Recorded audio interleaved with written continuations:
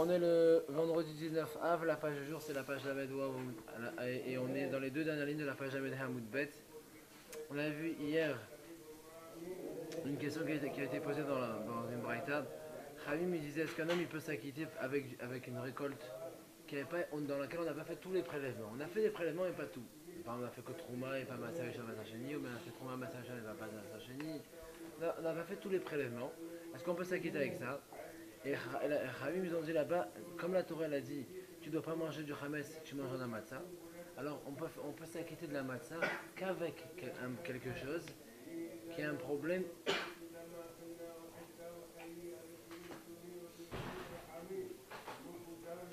uniquement de Hametz. C'est-à-dire que quand tu vas pétrir la pâte, il faut juste que tu fasses attention à ce que ce ne soit pas Hametz. C'est tout. Mais si en plus de ça il y a un autre problème comme le Tevel, même si il manque juste un prélèvement à faire, ben c'est pas bon. Parce qu'il faut que la Torah t'a dit, le seul problème qu'il doit avoir, c'est ça, attention au temps. Tu vas pétrir la pâte, tu as 18 minutes pour faire te donner une matzah. Il ne doit pas avoir d'autre problème que celui-là. S'il y en a un autre, ça ne marche pas. Et comme ici il y en a un autre, c'est le Tevel, c'est pas bon.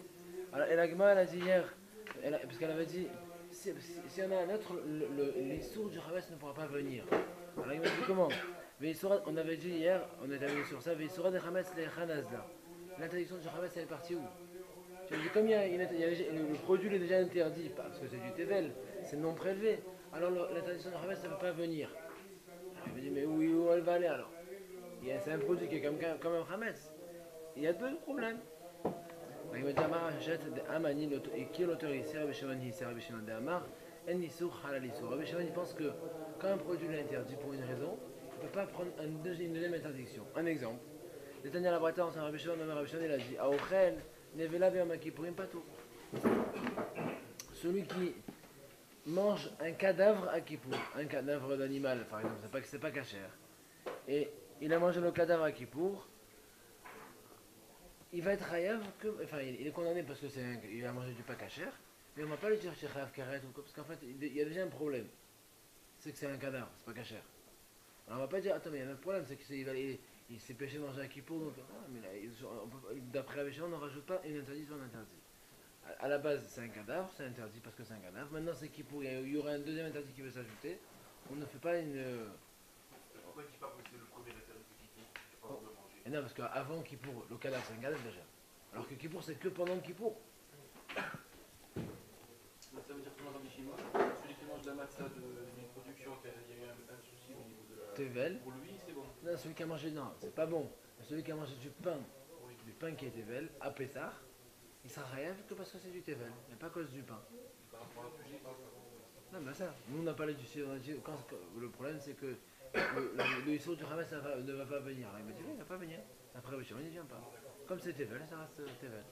C'est à cause du Tevel le problème? Comme il y a un Tevel à la Qui mange base, du pain. Non. qui est Tevel, Ouais. et ben comme c'est Tevel à la base, le Issou du Hamas ne s'ajoute pas. Comme la base, c'est pas. À la base, c'est un produit non prélevé. Donc déjà, ça, c'est interdit pour toute l'année. Mais donc, comme c'est Pessah, il y a un deuxième interdit qui s'ajoute. Ça, d'après nous, ça, on ne l'ajoute pas. Donc on reste que sur le Tevel. On reste que sur le Tevel. Rav. Non. Non, quand on dit Anisou, ben là, on peut mourir même avec Kippour. C'est bien, c'est-à-dire qu'il n'y a pas de. Non, mais même malgré tout, c'est Nevela ici qui l'emporte. Parce que c'était avant. C'est ce qui est toute l'année. Nevela, c'est toute l'année. Kippour, ça s'ajoute maintenant, c'est à nouveau. Là, c'est pareil. Tevel, c'est toute l'année. Hametz, c'est appelé ça. Hametz, il vient d'après Mishon, il ne vient pas s'ajouter. Ravina, il donne une réponse. Il a fait le thème Rabbanan. Il dit, même si tu veux, tu peux dire que c'est comme les Khamim qui pensent qu'on peut rajouter un interdit sur un interdit. Miché Souro Mishom Bal Tochal Hametz Bilvad. Il y a ça, Zesh En Souro Mishom Bal Tochal Hametz Bilvad. Il a dit, non, toi tu croyais que. Je t'ai dit, il faut que le produit il soit. Il faut pas qu'il ait d'autres problèmes à part le Hametz. Non, c'est pas ça. Ici, quand je te dis. Mon raisonnement, c'est de dire, étant donné que le produit, il n'a pas que le problème du Hametz, alors on ne peut pas faire la matzah avec. Pour qu'on puisse faire la matzah avec quelque chose, il faut que ce produit, il ait un problème que de Hametz. Quand je le pétris, j'ai un problème de temps, c'est tout. Mais là, comme il y a un tevel avec, alors je ne peux pas faire la matzah avec. Je ne peux pas faire mon rio de matzah. Nous, on pense à la base que, enfin, il a juste rajouté un seul mot dans la Mishnah, c'est bilvad. Au début, on avait dit Miché Soro Mishobal Torah Hames. Il faut que le produit il a le problème de valeur. Pour qu'on puisse faire la matzah avec, il faut que qu'on puisse avoir le Yisod de Hametz qui vienne dessus. Mais comme celui-là, le Yisod de Hametz ne pourra pas venir dessus, alors ça marche, on ne peut pas faire la matzah avec. Alors on avait posé la question, mais pourquoi il ne viendrait pas dessus? Alors il m'a dit, première réponse, on n'a qu'un Rabbi Shimon qui pense qu'on ne va pas rajouter un interdit sur un interdit. Deuxième réponse, c'est pas que le Yisod du Hametz ne pourra pas venir dessus, c'est qu'il sera additionné à quelque chose. Et pour qu'on puisse faire la matzah avec le produit, il faut que ce produit, il n'ait à la base aucun problème si ce n'est de Hametz. La seule préoccupation, c'est le fait de faire attention du diminuer. Ouais, c'est tout. Et comme ici il n'y a pas que ça, alors on ne peut pas faire la masse avec. Et là il m'a dit pourquoi Midi Bilvad, pourquoi tu as vu le mot toi tu as rajouté le mot Bilvad, où tu l'as vu le mot Bilvad dans l'enseignement. Et là Mehavata qui est dans la fléchette. Alors là il m'a dit écoute, tu sais quoi, laisse tomber cette réponse, garde la première, elle est plus claire. De dire que c'est comme Rabbi Shimon, que d'après lui, on ne peut pas rajouter deux interdits. Comme à la base est déjà Tébel, on ne va pas rajouter Hametz derrière. Tout simplement. Se rejoindre quand même. Comment? Se rejoindre. Ça se rejoint, mais non, mais c'est pas pareil. Rabbi Shimon il pense qu'on ne peut pas rajouter les deux interdits. Alors que Rabbi pense qu'on oui, on peut rajouter. Alors d'après Rabbi Shimon, on dit, ben, écoute, c'est la Mishnah est claire, on ne peut pas rajouter, donc comme c'était Tébel, ça ne deviendra pas Hametz. Alors Rabbi te dit non, on peut rajouter en général. Même là, ça va marcher d'ajouter, mais ici, pour qu'on puisse faire la matzah avec, il faut que le seul problème, c'est le Hametz. Et comme ici, il y a un autre problème qui est Tébel, je ne peux pas faire. Mais les interdits, si quelqu'un mangerait du pain de Tébel après ça, il aurait deux interdits. D'après les Khalim. Tanora Ben Chayim enseigne Achol Yosé Adam et Dechovato Bema Sachni Berushalayim. Une autre question de Khalim continue, plus simple. Est-ce qu'un homme, nous on sait que chaque année, enfin 2 ans sur 3 en tout cas, quand on a notre récolte, on a prélevé, on avait dit 2% pour la Trouma, 10% pour le Lévi, et ensuite 10%, 2 années sur 3 que je dois manger au Shalaïm. Là, il m'a dit si quelqu'un a sa récolte de Matzah Shani, il veut faire avec la Matzah, et alors il va manger au Shalaïm, et il en fait sa Matzah. C'est pas péché. Est-ce qu'il faut s'acquitter avec cette Matzah? Talmud Lomar Lechem Oni. Alors, Rabbi me dit, la Torah, elle a dit, Lechem Oni, il faut que ce soit un pain de misère. Mais Lechem Oni, pain de misère, ça ressemble en hébreu à, c'est un homonyme, pour que si on prononce mal, du mot Oni. Oni, la misère, ça ressemble au mot Oni. Oni, c'est le deuil. Alors, Rabbi nous ont dit, Ma Shemechal Baninut, et ça c'est Shemechal Baninut. C'est-à-dire que le pain de misère, il faut que ce soit un pain, la matzah, il faut que ce soit un pain qu'un endeuillé puisse manger. Et comme le matzah ne peut pas être mangé par un endeuillé, il faut le manger avec joie, alors c'est pas bon. À cause de ça seulement. D'accord, mais un endeuillé, comme ici la Torah dit, elle appelle la matzah lechem oni, il faut que ce soit un pain qui soit mangé par un endeuillé. Si elle est fabriquée par de la farine de matzah sheni, non. Si elle est fabriquée par la matzah sheni, c'est peu importe qu'est-ce que tu en fais, en deuil, nous on ne peut pas manger. Alors, parce que on exclut le matzah sheni parce que le matzah sheni ne peut pas être mangé dans le deuil et seulement avec joie. Ça c'est l'explication de Segali. Donc voilà pourquoi, d'après lui, on ne peut pas faire la matzah avec. Il faut que la matzah soit mangée par tout le monde, même les endeuillés. Rabbi Akiva Omer, alors Rabbi Akiva il dit Masot Masad pas.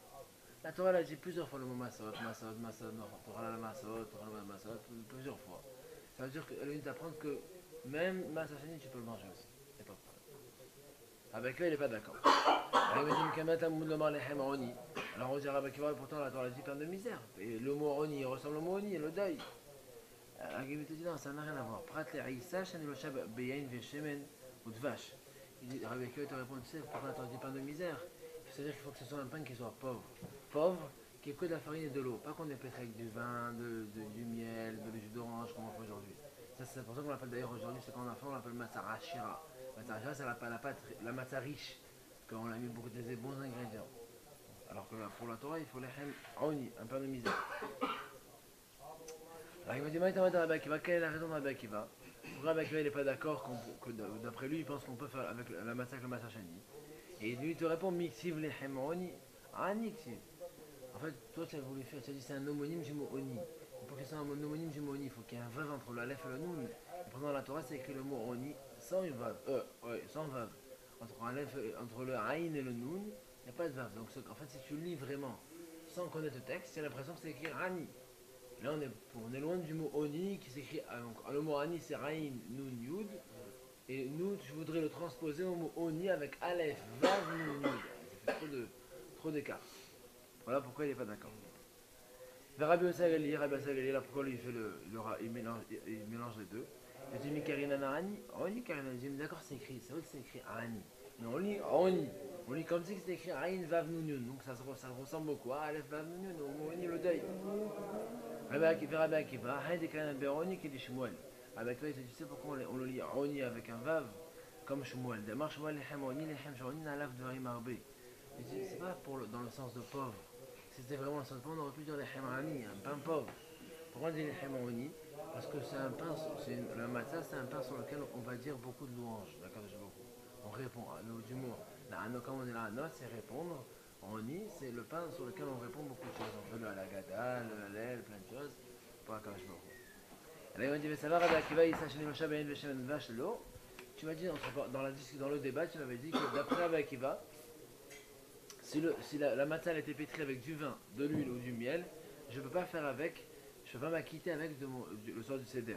Là, il m'a dit, ah bon, pourtant la Braïta enseigne. On ne va pas pétrir la pâte à Pessah, de la massa, ni avec du vin, de l'huile ou du miel.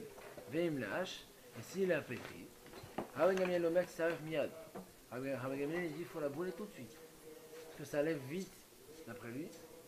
Alors que nous on a vu que ça ne levait pas. D'après lui, ça lève quand même un petit peu, il faut brûler. Khamim disent, Yochad. Chaim disait alors, moi il n'y a pas de problème. Elle était pétrée avec du vin, on a vu déjà donc, que ça ne levait pas.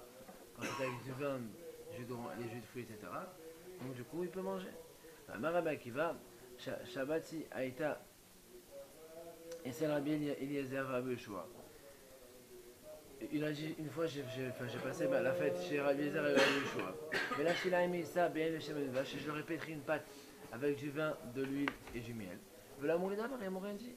Après la Gemara, d'après le premier auteur, celui qui pense qu'on a pas le droit de pétrir avec du vin, de l'huile et du miel, même si on ne peut pas pétrir la pâte avec, mais on peut enduire un peu dessus. J'ai vu qu'il va juste un peu arroser le dessus de sa matzah avec un peu de vin ou de miel et compagnie, il n'y a pas de souci.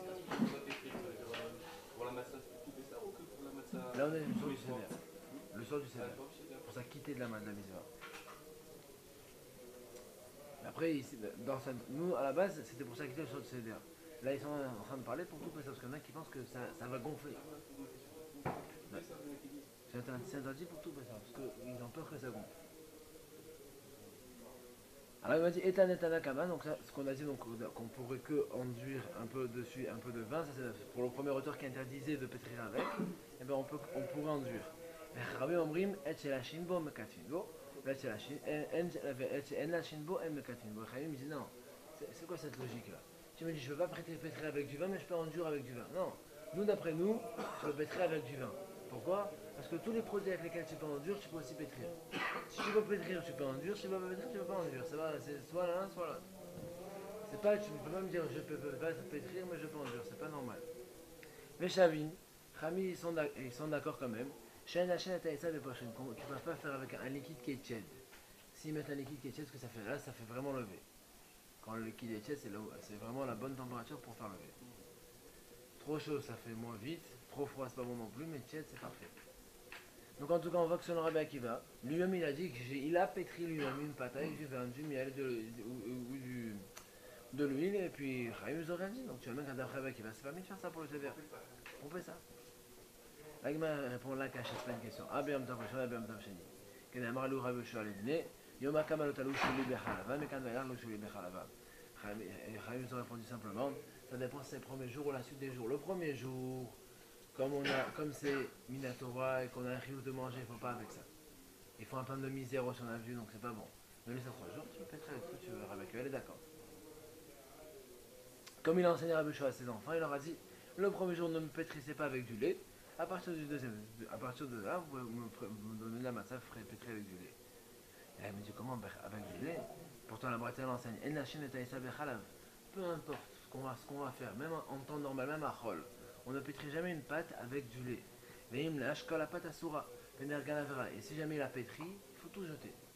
Pourquoi? Parce qu'on n'a pas que tu te mélanges. Après, comment tu vas te rappeler que c'est du lait? C'est pour ça que Rami nous a interdit complètement. Donc, comment tu me dis que le Rav il a dit à ses enfants, parce que c'est avec du lait, c'est pas grave. Et là, Yoma Kamalot le Sholi Bedouchana, mais quand le Sholi Bedoucha. Alors, Rami nous a dit, il faut changer en fait. C'est pas, il n'aura pas parlé de lait, il aura parlé de miel. Il aura dit juste le premier son, ne mettez pas du miel. Mais après, vous pouvez mettre du miel. Mais il m'a dit une autre réponse.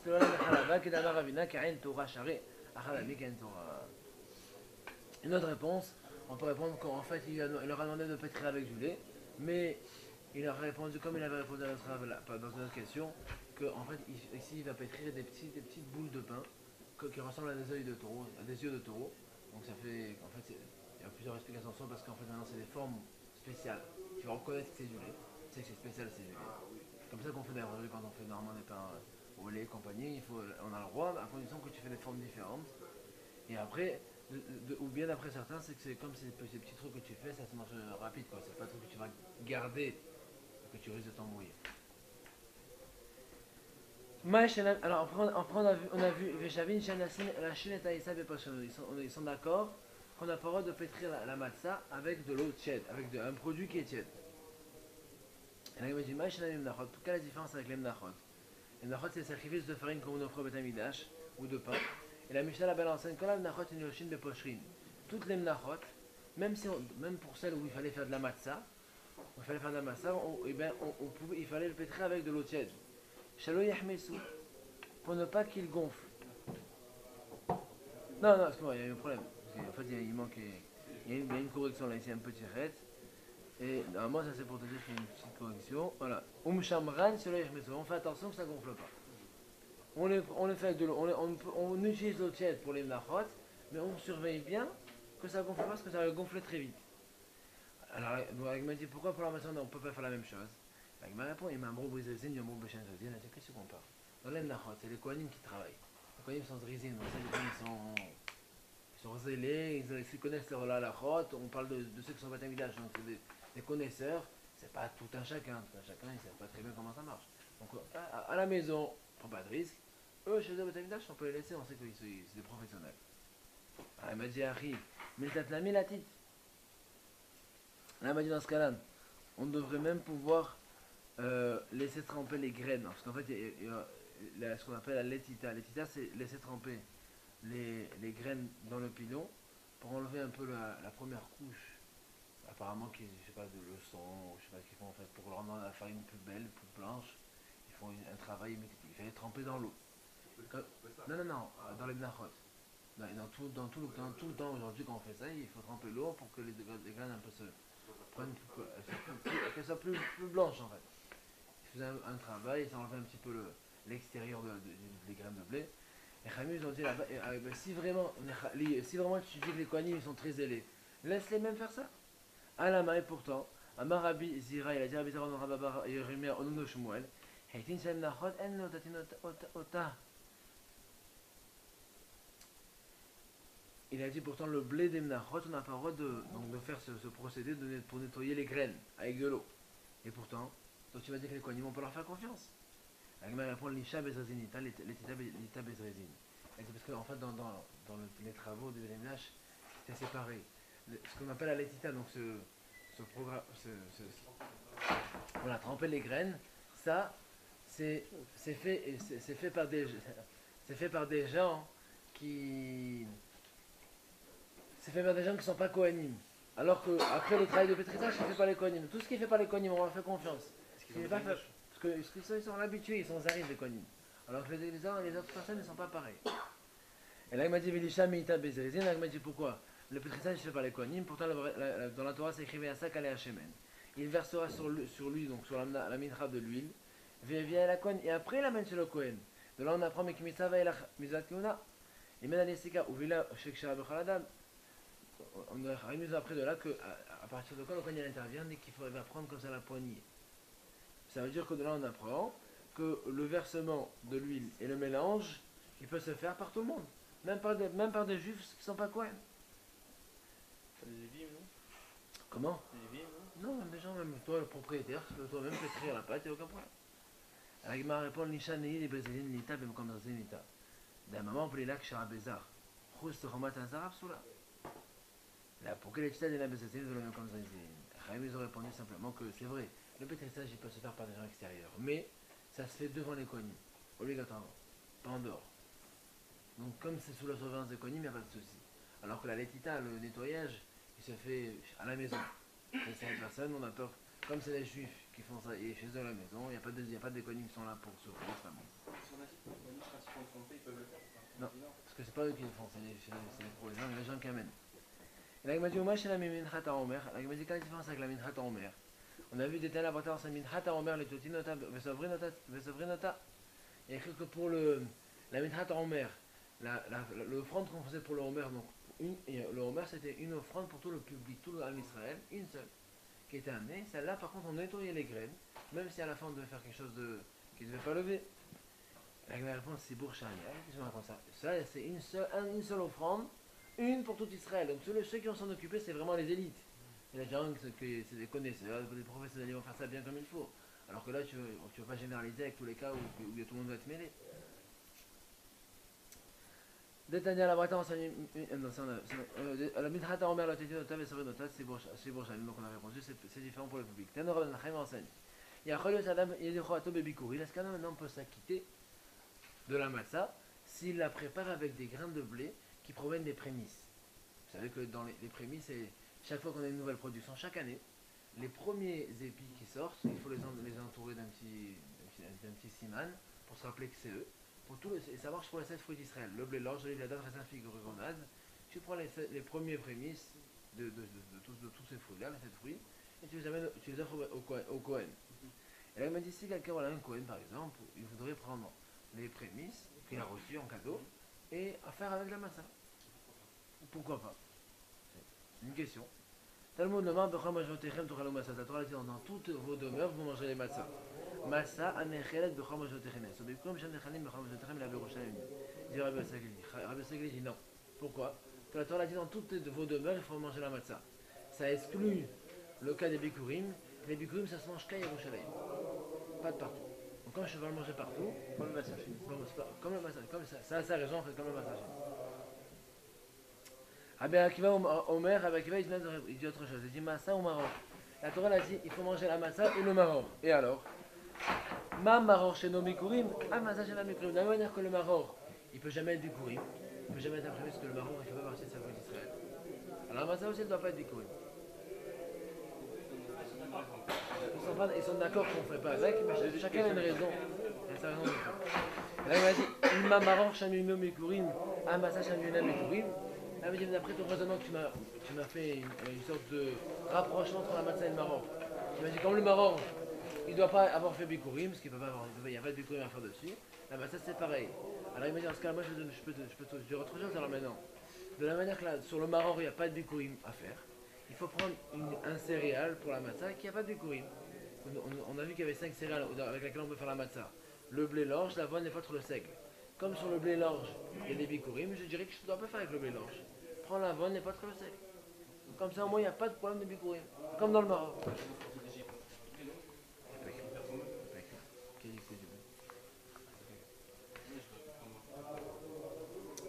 Il m'a dit aussi, j'aurais pu exclure le blé l'orge que eux ils ont un problème de prémisse. Talmud devant Massad Riba. Chaim ils ont dit dans la Torah, elle a écrit Massad plusieurs fois pour te dire que tu peux faire avec les bikurim. Elle m'a dit Massad Riba fait le bikurim, mais dans ce cas-là, si la Torah l'a répété plusieurs fois pour Massad, donc tu m'as dit, on a répété plusieurs fois pour te dire qu'on peut faire même avec l'espèce concernée par les bikurim. Le blé qui est concerné par les bikurim, l'orge également, je peux faire avec les matzot. À condition, tu m'as dit que ce soit pas bikurim. Pourquoi? Si la Torah l'a répété plusieurs fois le mot matzot, j'ai qu'à dire même si c'est bikurim, moi aussi je peux faire avec. Elle m'a dit non, c'est pas possible. Pourquoi? Parce que en fait, Ragma répond à Darber Rabbi Akiva. En fait, Rabbi Akiva, il a changé d'avis. Et il pense qu'on apprend de Bechol Majotechem, comme Rabbi Sagalini. Parce que sa raison de Massot Riba, ça marche pas. Parce que lui, il avait voulu dire que, comme c'est écrit plusieurs fois le mot matzot, ça m'inclut. Non, lui il avait voulu dire qu'on apprend de Matzah et Maror. Comme c'est écrit Matzah Maror, Donc il faut que, comme le maror, il n'y a pas de bikurim, il faut que sur la matzah, ce ne soit pas un bikurim. Elle m'a dit, mais alors, tu n'as qu'à dire de la même manière que le maror, il n'est pas concerné par les bikurim, il faut prendre un céréal qui n'a pas de bikurim. Comme l'avoine n'est pas trop seigle, mais pas le blé l'orge. Comme il rentre dans des problèmes à Rabbi Akiva, finalement Rabbi Akiva est obligé de changer d'avis, de dire comme Rabbi Seigle, le problème c'est pas Massa et Maror, d'où on apprend qu'on a le droit de faire avec les bikurim, de Bechor Majoterem de Chorah le Matzot, il faut qu'on puisse les manger dans toutes nos maisons. Et comme le bikurim ne se mange qu'à Yerushalayim, c'est pas possible. C'est-à-dire la Bretagne enseigne à Chon Yassa, d'où on sait que Rabbi Akiva a changé d'avis. Parce que la Bretagne enseigne à Chon Yassa Adam et Bechor Ato bikurim, est-ce qu'un homme il peut s'acquitter avec des bikurim? Talmud de Bechor Majoterem de Chorah le Matzot. Dans la Torah, là, c'est écrit dans toutes vos demeures, vous devez manger la matzah. Matzah n'est pas bechol mashvot, moshavot. On parle d'une matzah qui peut manger de partout. Il y a ce bikurim, c'est bechol moshavot et la Yerushalayim. C'est tous les bikurim qui ne peuvent pas manger de partout, seulement Yerushalayim. Elle m'a dit, Achol, shani motziaf masachini. Est-ce que je vais exclure également le masachini que je ne pourrais pas faire avec? Talmud de Mar, masot ribba. La Torah a dit masot plusieurs fois pour t'inclure, pour te dire que le masachini, je peux faire avec. Elle m'a dit, pourquoi est-ce que tu préfères inclure le Masachini et exclure les Bikurim? Elle m'a répondu, ni Masachini Sheshlo et Terbechol Moshavot, qui est Rabbi El Hazar. Je préfère inclure le Masachini qui peut être mangé de partout, comme Rabbi El Hazar, et exclure les Bikurim qui ne peuvent pas être mangés de partout. Pourquoi? Parce qu'il a dit Rabbi El Hazar, mais là, il y a les Masachini Shenitma Sheponioto Afilo Goroshalayim, dans le mot de marque, il a tout c'est tôt. Il a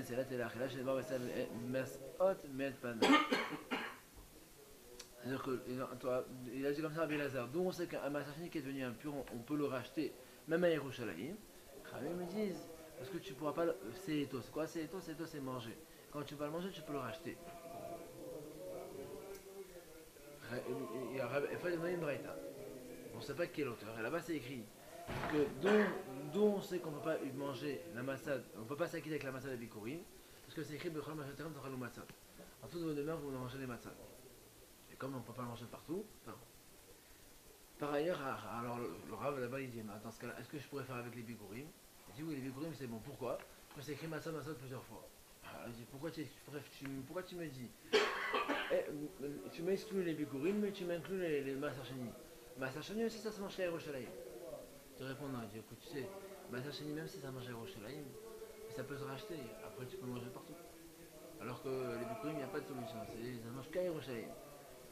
Comme ça, donc il faut exclure Masachini. Donc du coup, Masacheni, d'après, on va voir que Magma va conclure que lui c'est Rabbi Akiva ici l'auteur. Tu vois, Magma dit, comme ça on reprend tout ça. Man Shamatle, d'Amar me Masacheni a Fukbe. Qui est d'accord qu'on pourrait faire la matzah avec Masacheni? Rabbi Akiva. Et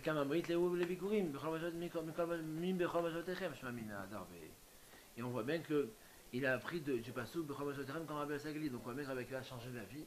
Il apprend bien de ce pasouk.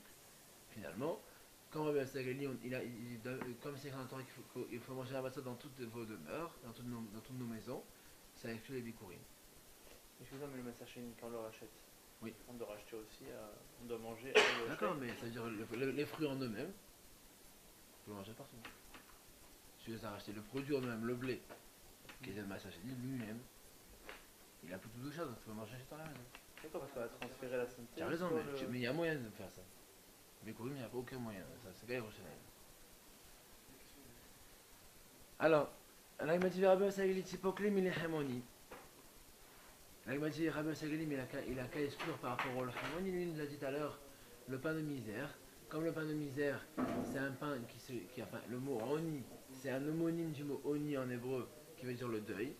Et il avait dit, alors, et comme le Masachini se mange dans la joie, alors là aussi, il ne faut pas faire avec la Masachini. Alors il m'a dit, mais il a qu'à dire pareil pour les Bikurim. Comme c'est écrit Oni, deuil, il faut que ce soit un pain qu'on mange même en deuil. Alors que le Bikurim, ça se mange avec la joie. Mais chez Nechalboni, ça exclut les Bikurim qui se mangent avec la joie. Avec ma réponse à Valek, qui est Rabbi Shimon, lui, il pense que Rabbi Shimon Netanya, Bikurim, Asurin, Leonen, et Rabbi Shimon Matir. Lui, il pense que les Bikurim, un endeuillé peut les manger. Donc c'est pour ça qu'il fallait qu'il trouve un autre passou. Elle m'a dit, Rabanan, c'est quoi la raison des Chachamim? Que les Bikurim, que l'endeuillé ne peut pas manger les Bikurim. La Torah dit, l'otuchal les chol b'sharecha. tu ne pourras pas manger dans tes portes. La mamor, trouma, tiatra, ilo bikurim. Les tkash, les bikurim, les maaser. Et là-bas dans le passage, c'est écrit un enchaînement, tu vois, de tout ce que. De tout ce qu'on peut pas manger chez nous, il faut manger à Yerushalayim. Et là-bas, on a parlé de trouma, tiatra, et les Khamim nous ont dit c'est les bikurim. Et comme là-bas, il y a les bikurim et le maaser, Khamim nous ont dit man et maaser assour. Le onen af bikurim assour le onen. Comme on a mis dans le même passage le maaser et les bikurim, de la manière que les maaser se mangent dans la joie et pas pour un endeuillé, c'est pareil pour les bikurim. Rabbi Shimon, trouma kireno achamana qui est trouma, ma trouma mutrat le onen, bikurim mutrat le onen. Rabbi Shimon, il a dit quand la Torah elle a appelé les bikurim trouma, alors de la manière que la trouma est mangeable par un onen, par un endeuillé, alors les bikurim aussi sont mangeables par un endeuillé. Rabbi Shimon, ni des ekesh let les simcha, des cachettes, simra miamir taftiva, béou. Il m'a dit pourtant, selon Rabbi Shimon qui pense qu'un endeuillé peut manger les bikurim. C'est vrai, il n'est pas d'accord avec la dracha qu'il a fait, qu'on fait les ramim. Mais malgré tout, dans la Torah, c'est écrit qu'il faut se réjouir quand on met les bikurim. Comme c'est écrit, ça marta bechalatov. Tu te réjouiras de tout le bien. Ramim nous dit, aoul izman simra ou de'atala. Non, c'est pas qu'il faut se réjouir, c'est qu'il faut que tu l'amènes dans une période de joie. Comme la Mishnah enseigne, mais aseret v'adahag mevive kori, mais achag v'adachanouka mevive no kori. C'est-à-dire que Khamim, ils ont dit, celui qui amène ses bikurim entre Shavuot et Sukkot, comme c'est une période de moisson, ils récoltent, des coups, donc les gens ils sont heureux. Alors c'est le moment où il faut amener. Tu amènes et tu fais la lecture. Il y a tout un passage. Merci beaucoup de m'avoir donné ça. Et on rappelle toute l'histoire d'Israël jusqu'à notre arrivée en Israël. Mais si jamais on l'amène après Sukkot, là c'est la période où on sème, les gens ils travaillent, c'est le labourage, c'est crevant. Les gens ils sont pas à la joie comme à la période précédente. Et à ce moment-là, ils amènent sans lire. Donc on voit même que mais ça marche pas, c'est pas pour dire qu'il faut être heureux, c'est que c'est la période où on est heureux. Tanora Nachem enseigne lechem oni, prat le halut ou l'ashisha. Khamim nous dit le pain de misère, ça exclut le pain qui est bouilli en fait, qui est fait avec, qui est pétri avec de la pâte qui vient d'une farine qui a été bouillie. En fait, on a pris les graines, on les a bouillis avant de les mixer, de tout travailler. Les graines à la base, on les a fait cuire. C'est bizarre. Pas avec, par exemple, pas avec. Parce que c'est plus un pain de misère, c'est un pain qui est trop travaillé. Mais on veut un pain simple, farine, haut, point bas. Mais là, chicha, ni un pain qui est fait avec, ni une matzah qui est faite grande, bien belle, tout ça, c'est pas bon. Il faut une matzah normale. Comment? Voilà, ça, c'est un pain de misère. Il y a Rolo et Sadam, il avait pas d'Adraham. Elle m'a dit, est-ce qu'un homme, alors dans ce cas, d'après ce que tu me dis, un homme il pourrait s'acquitter qu'avec du pain d'osson. La massa fait avec vraiment la farine la moins chère, la plus pourrie, parce que c'est un pain de misère. Donc pour les produits les plus simples. Le mot de main, massot, riba. Attends, non. Elle a écrit plusieurs fois le mot massot pour m'inclure toutes les massot, toutes les farines plus ou moins. Même si c'est pour faire une massa qui misote, qui massot sur ma mère, même si c'est pour faire une massa comme celle de Shlomo, donc avec de la farine, une bonne farine.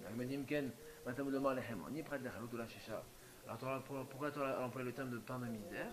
Pour m'expliquer simplement deux cas. La massa qui est vraiment exceptionnelle et la massa qui provient de graines très travaillées. Là il m'a dit, nous on sait que ce mot ashisha, ashisha on l'a jamais vu ce mot. Nous on sait que le mot ashisha ça veut dire quelque chose qui est bien, important. Dire ce que c'est écrit,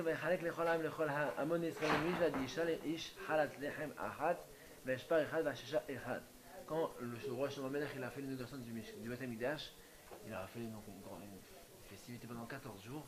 Il a distribué à chacun, à tout le monde, hommes et femmes, un pain. Enfin, il a ramené un pain, et une ashisha. Quoi une ashisha? C'est une mesure importante.